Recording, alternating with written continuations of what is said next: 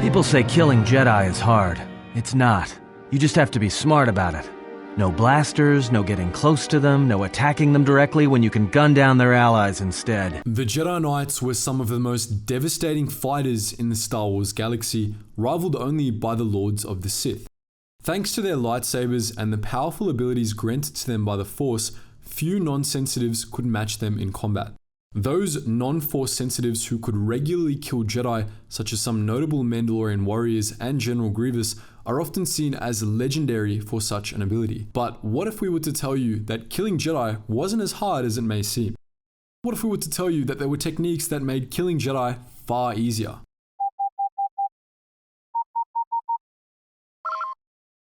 Attention, Sergeant on deck! Hesitation first. Weapon selection is critical. If I see one more idiot attacking a Jedi with a blaster pistol, then I'll kill them myself. Let's start by talking about what not to do when trying to kill a Jedi. Anyone who's familiar with Star Wars could probably tell you that trying to kill a Jedi with a blaster was a bad idea. Blaster bolts are notoriously ineffective against Jedi, as lightsabers could not only stop them in their tracks, but also reflect them back to the shooter. By and large, using blasters against Jedi was a surefire way to die, though as we'll mention later, there are a handful of exceptions to this rule. Many Star Wars fans will tell you that the Mandalorians had a much better alternative to blasters for killing Jedi: slug throwers. As the story goes, the Mandalorians started to use slug throwers against Jedi because lightsabers would melt slugs rather than deflect them, spraying the Jedi in the face with shrapnel. There's a small problem with this though. It's not true. This is actually a fandom myth with no basis in legends or canon. The Mandalorians didn't use slug throwers against Jedi. We'll get to the weapons they did use later on. Moreover, slug throwers were little better than blasters when it came to killing Jedi. The shrapnel thing is true in canon, but in legends, lightsabers simply vaporize slugs on contact. Even in canon though, slug throwers were still ineffective when it came to killing Jedi because any Jedi worth their salt would be perfectly capable of deflecting slugs through the Force instead. Slug throwers were marginally better than blasters for use against Jedi, but only in that Jedi couldn't deflect slugs back at their assailants.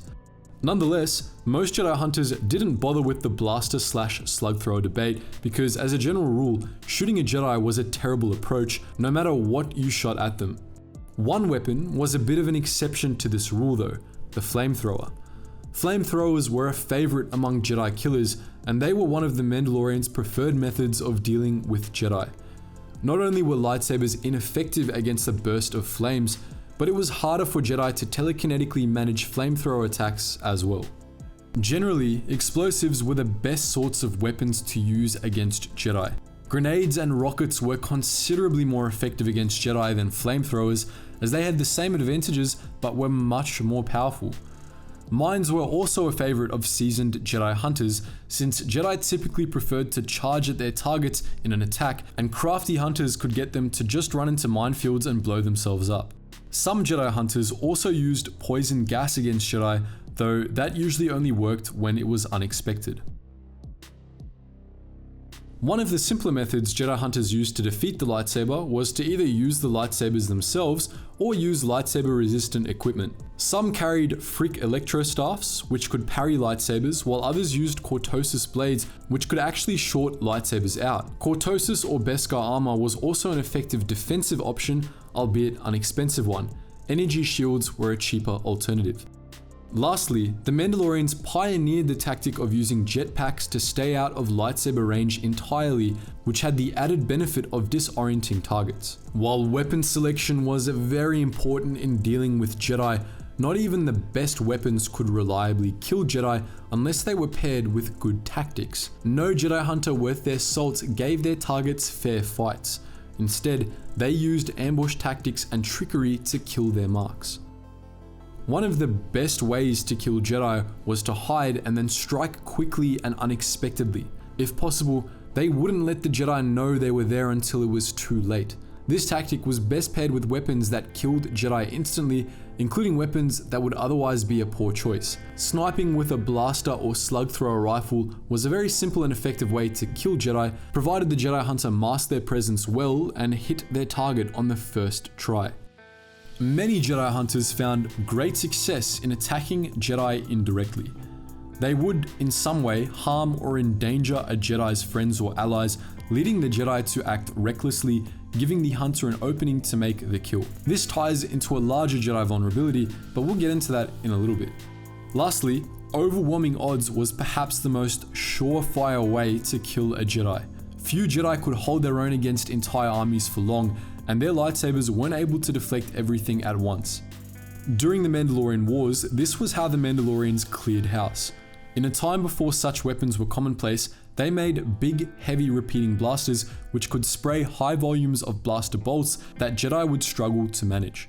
Other tactics in this vein that the Mandalorians used were artillery barrages, carpet bombing, orbital bombardment, and the use of thermonuclear missiles. Glassing an entire planet to take out the Jedi was overkill, but it had a near perfect success rate. Everything we've talked about thus far is useful against Jedi, but with the notable exception of orbital bombardment, none of it was effective without one crucial thing: a means to combat the Force. The reason Jedi were such effective fighters wasn't because of their lightsabers or even because of the flashy Force tricks they liked to pull, but rather because their connection to the Force came with precognitive abilities. They knew the trajectory of incoming blaster bolts before they were even fired. They saw the lightsaber strokes of their opponents before they even made them, and they knew what attackers would do before the assailants themselves did.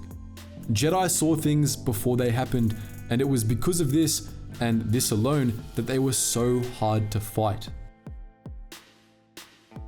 There were tricks to overcome Force precognition, however. Jedi weren't omniscient, and if they weren't aware of an attacker, there was a much lower chance they would sense an attack. This was why hiding and sniping were good techniques. Distracting Jedi or attacking their allies, as we mentioned earlier, were also effective for this reason. They made Jedi focus on someone other than their assailants, making it easier to catch them by surprise. This was how General Grievous was able to kill so many Jedi during the Clone Wars. He used fear, surprise, and intimidation just as much as he used lightsabers, making it harder for Jedi to concentrate. The less an attack against a Jedi was planned out, the more likely it was to succeed. Spontaneous or impulsive attacks were much more effective than carefully planned operations because the latter were much easier for Jedi to sense in detail. With spontaneous attacks, Jedi might get a vague sense of danger, but they usually wouldn't be able to determine the exact nature of the danger they were in. As the logic goes, they couldn't tell what you were thinking if you weren't thinking at all. During the Jedi Civil War, Darth Revan developed a Jedi hunting technique that he called hiding the mind, which worked according to the same principles as spontaneous attacks. He taught this technique exclusively to non-Force sensitive Sith assassins like Aton Rand, since it inhibited any Force abilities the user had, as well as those of the target. These assassins would shield their thoughts from the Jedi targets by broadcasting strong emotions like lust, guilt, and fear, which not only greatly diminished Jedi's telepathic abilities, but also served as a distraction. They were also known to think about completely unrelated things while fighting Jedi, shielding what they were really thinking from Jedi telepathy. Those assassins who were skilled in these techniques didn't just use them to shield their thoughts either, they could use them to mask their presences altogether. Finally, there was one final technique that could be used to kill Jedi: the erosion of the spirit. By murdering a Jedi's allies, slaughtering innocents, or trapping Jedi in emotionally draining situations, Jedi hunters could weaken their targets' wills and use their own powers against them. The reason Jedi were able to use the Force to perform superhuman feats was because everything was connected through the Force. Using the Force was simply drawing on that connection, but this connection could be exploited by Jedi hunters. Mass death, especially of beings close to Jedi, wounded Jedi in a very real sense and could even damage their connection to the Force. This was particularly effective when Jedi were serving as generals. During the Mandalorian Wars, the Jedi Civil War, and the Clone Wars, just fighting on the battlefield weakened Jedi, making them easier to kill. The Mandalorians, the Sith, and the Separatists all exploited this to great effect. This effect was actually the whole reason Darth Sidious orchestrated the Clone Wars. If Order 66 had been issued shortly after the Battle of Geonosis, it might have made a serious dent in Jedi ranks, but it wouldn't have wiped out the Order. Order 66 was successful because it was issued after 3 long years of brutal fighting, at a time when the Jedi were stretched thin and exhausted on an existential level. With all that said, here's a few tips if you ever find yourself facing down a Jedi. Use explosives instead of projectile weapons, use ambush tactics, and above all, be sure to break their wills. Destroy a Jedi's connection to the Force, and killing them will just be a formality. So, that's our look at the most effective ways to kill a Jedi. But what do you think? Did you find this topic interesting? Let us know all your thoughts in the comment section below. And as always guys, thank you so much for watching, and I hope to see you in the next video.